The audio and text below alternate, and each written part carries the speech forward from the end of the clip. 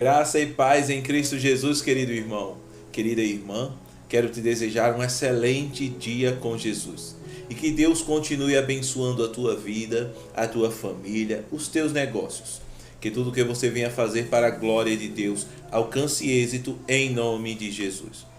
O texto para a reflexão de hoje está no livro de 1 Samuel, no capítulo de número 16 e no versículo 11, que nos diz assim: Perguntou Samuel a Jessé: Acabaram os teus filhos? Ele respondeu: Ainda falta o mais moço, que está apacentando as ovelhas.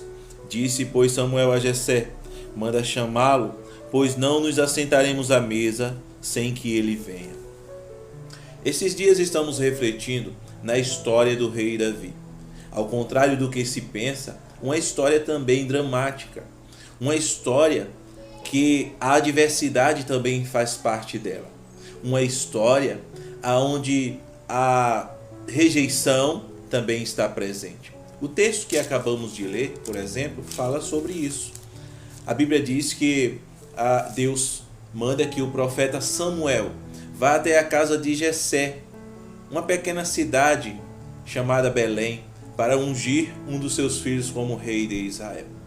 Orientado por Deus, o profeta chega naquele local e pede para que Jessé reúna os seus filhos diante de um cerimonial de extrema importância para aquela comunidade.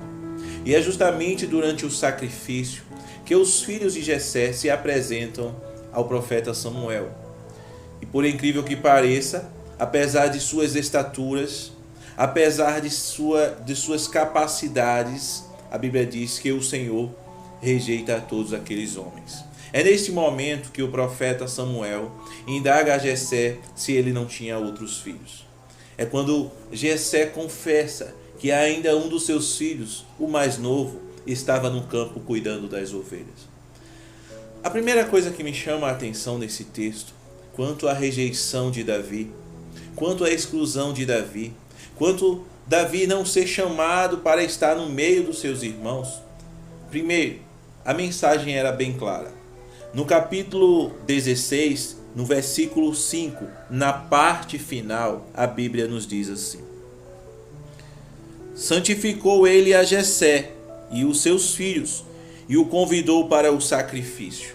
A mensagem era clara. O profeta manda que os filhos de Jessé se apresentem durante a cerimônia do sacrifício. Porém, Davi não está presente. E ele não está presente porque ninguém lhe convida, ninguém lhe avisa, ninguém lhe informa que ele deveria estar presente. Outra coisa interessante que eu encontro no texto é que o Jessé, ao ser questionado se ele não tinha filhos, e a fazer menção de Davi, ele também tenta justificar-se diante do profeta. E ele diz assim: porque está cuidando das ovelhas no campo. Uma outra coisa que me chama a atenção diante desta palavra é que quando nós não estamos no coração de alguém, qualquer desculpa serve. Qualquer desculpa é suficiente para que sejamos excluídos daquilo que nós deveríamos estar incluído. Qualquer justificativa é suficiente. Quando nós lemos o texto, percebemos que não há qualquer constrangimento da parte de Jessé durante aquela cerimônia, durante aqueles momentos diante do profeta. O único momento que ele se sente constrangido é quando o profeta lhe pergunta se ele não tinha outros filhos. Aí ele tenta justificar-se. Às vezes pensamos até que o problema está em nós. Às vezes, quem sabe, você não já pensou que ao ser excluído de alguma coisa, ao ser rejeitado por alguém, e quantas vezes você não pensou que o problema talvez estivesse em você? Mas quando nós não estamos no coração de alguém, qualquer motivo é suficiente. Qualquer coisa justifica. É interessante porque, mesmo contrariado, o Jessé pede para que o Davi esteja presente. Não se tratava, por exemplo, de uma questão de de não ter quem cuidasse das ovelhas. Não.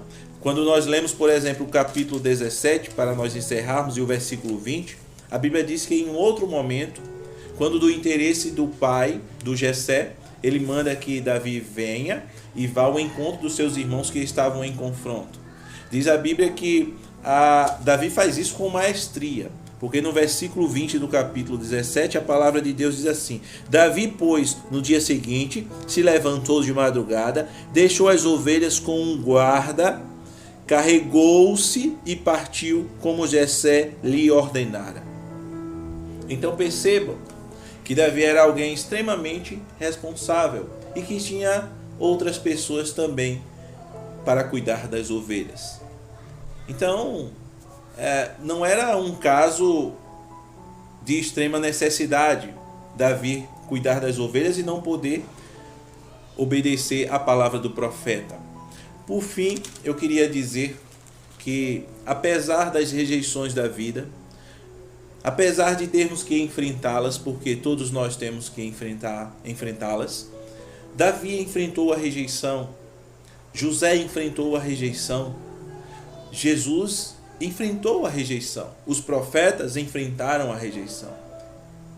E, por vezes, você, meu dileto ouvinte e irmão, enfrentará a rejeição por parte de algumas pessoas. Mas fique consciente de uma coisa: os planos de Deus irão se cumprir na sua vida, independente que você não esteja no coração de alguém, independente de que você não esteja nos planos de alguém. Mas o mais importante é que você está no coração de Deus. O mais importante é que você está nos planos de Deus. Por isso, descanse no Senhor e aguarde o momento certo, o tempo certo, o kairós de Deus na sua vida. Que Deus, pois, nos abençoe em nome de Jesus.